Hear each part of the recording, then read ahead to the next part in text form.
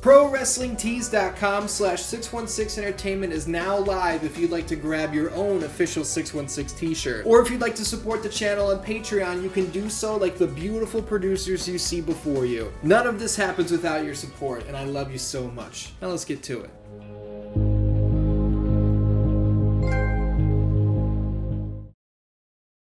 Hell in a Cell, one of the most beloved match types in all of professional wrestling. It's also one of the most brutal, the most bloody, nowadays it's overdone. Hell in a Cell used to be a tool to end a long feud. It was the exclamation point at the end of a sentence.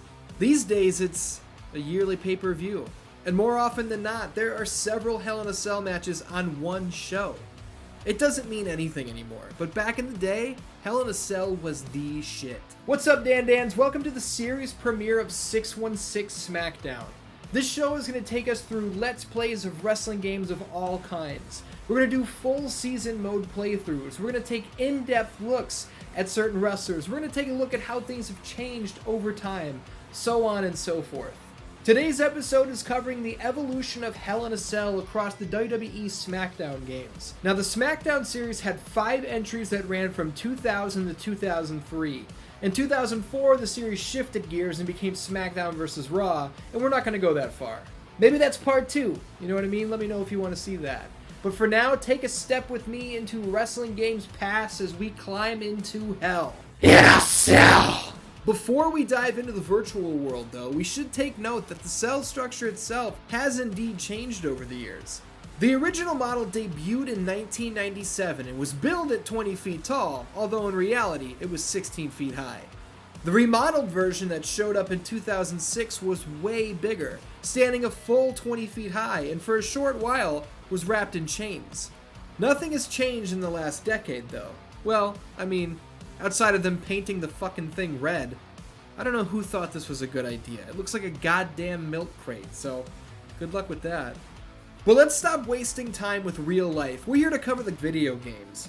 The original WWF SmackDown game released in March of 2000 for the Sony PlayStation, and its Hell in a Cell match looked like this. There is no goddamn Hell in a Cell match in the original SmackDown. Luckily though, it wouldn't take long for the demonic structure to make its video game debut. WWF SmackDown 2 Know Your Role isn't just the first SmackDown game to feature the match, but it's the overall debut of Hell in a Cell in the video game world. And it looks like this.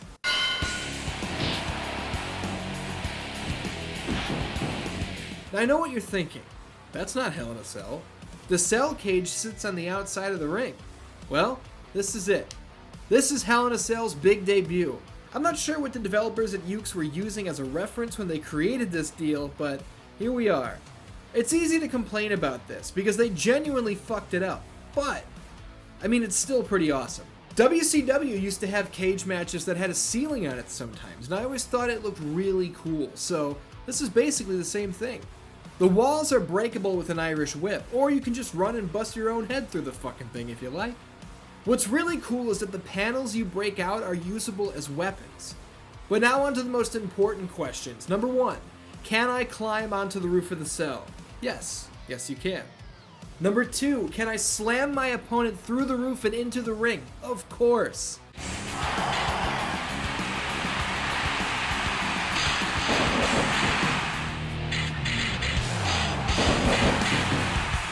The presentation of this awesome structure may have been completely botched, but the fun factor is alive and well. My favorite thing to do in SmackDown 2's Hell in a Cell match is extremely hard to pull off. If you counter your opponent's strike while holding the D-pad in the direction of the cell's edge, you can toss that son of a bitch off the top and presumably to his death.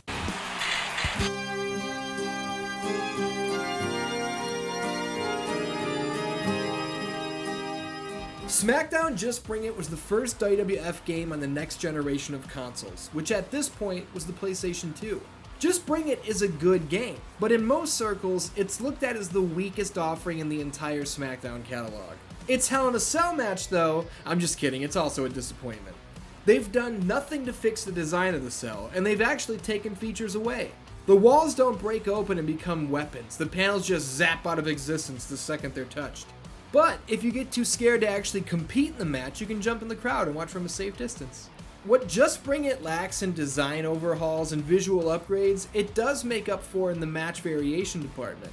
You can have triple threat cell matches, tornado tags, even the Armageddon Hell in a Cell, which locks 6 wrestlers in the ring at the same time, is here in a big way. These matches are carnage and ridiculously hard to keep track of, but they're super fun. If there's one thing that bothers me about this iteration though, it's that after the competitor has been slammed through the roof, you can just walk right through the hole in the ceiling with no consequences.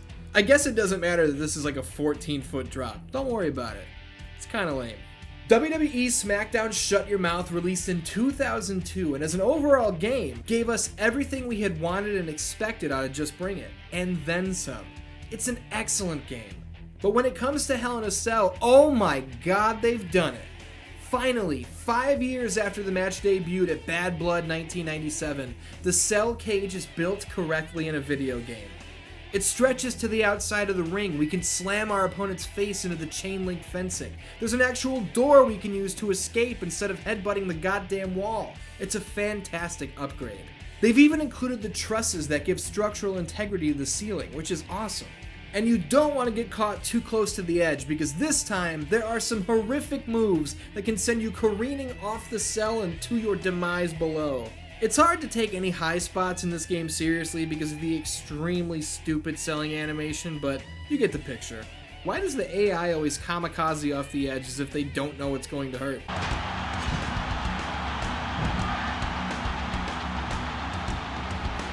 The final game on our list today is the big boy, the main event, the baddest man on the planet. SmackDown Here Comes the Pain is commonly looked at as the high point of the SmackDown series, and that's something I agree with.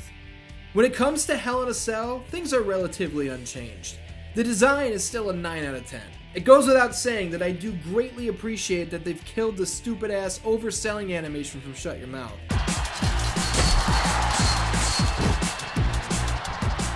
I'm a big fan of now having 2 breakable panels on the ceiling, and check it out, the breakable panels aren't randomly triggered anymore.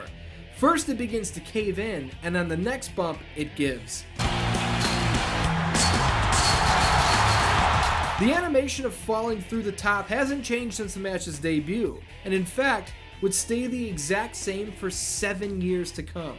In what's an odd give and take, the previous games featured entrances before the Hell in a Cell match, but the cell was nowhere to be found once the match was over.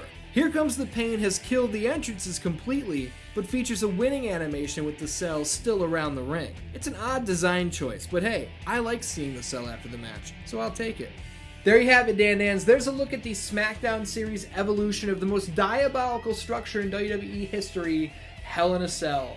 If you like this video, make sure you let me know down in the comments, and maybe we can do a part 2 down the line. Let me know what else you want to see an evolution on. We could do table matches, we could do ladder matches, steel cage. There's an endless amount of things for us to cover. I love you, and I will see you next week.